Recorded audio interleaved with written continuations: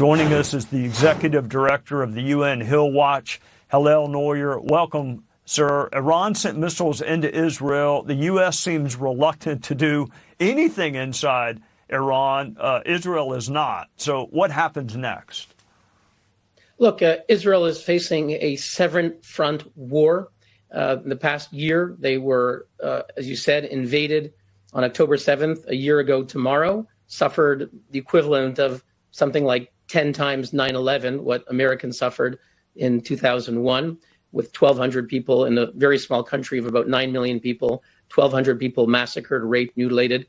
October 8th, Hezbollah opened the second front, attacked Israel again, unprovoked, launched 10,000 missiles, rockets, and suicide drones since then. So where we are now is that Israel has begun to strike back finally against Hezbollah in the north, where they've emptied many northern towns have been emptied. There are some 70,000 Israelis who've been displaced or living as refugees within Israel. Finally, Israel began to strike back, and extraordinary operations. We saw the beepers.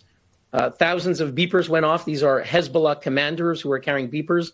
They exploded in their hands. So the most pinpoint, precise counterterrorism operation, perhaps in military history. Then Nasrallah, the arch-terrorist of Hezbollah, was eliminated along with other leaders. And Iran decided that if you attack our terror proxy in Lebanon, then we will strike back. And they attacked Israel with some 200 missiles. Again, one of the largest missile barrages ever fired against any country. And now we're waiting for Israel's response. And will the response come tomorrow on the anniversary of October 7th? It would be a fitting time if so. I don't ever want to forget about the fact that there are hostages that remain in captivity held by Hamas. So what exactly is Hamas asking for in return for those that may happen to still be alive that are in their captivity? Well, you're quite right. A year ago, Hamas took some 250 innocent people from Israel, dragged them into Gaza, put them in dungeons.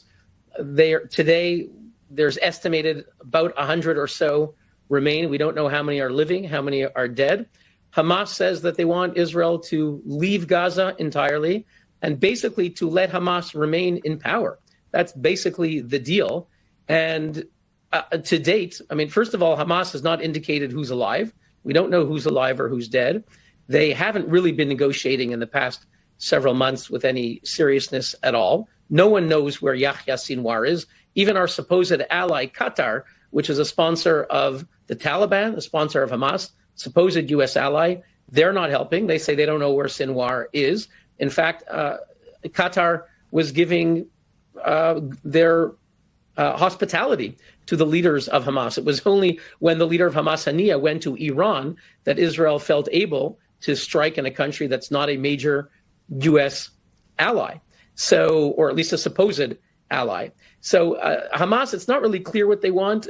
But certainly they want to remain in power. They want Israel entirely to leave. And of course, given what happened on 9/11, Israel is not going to return to a situation where a terrorist army is sitting there with thousands of rockets aimed at Israeli towns, with thousands of terrorists ready to go in tunnels to invade Israeli towns and slaughter families, one child in front of their parents and so forth. These kinds of sadistic atrocities is what took place a year ago.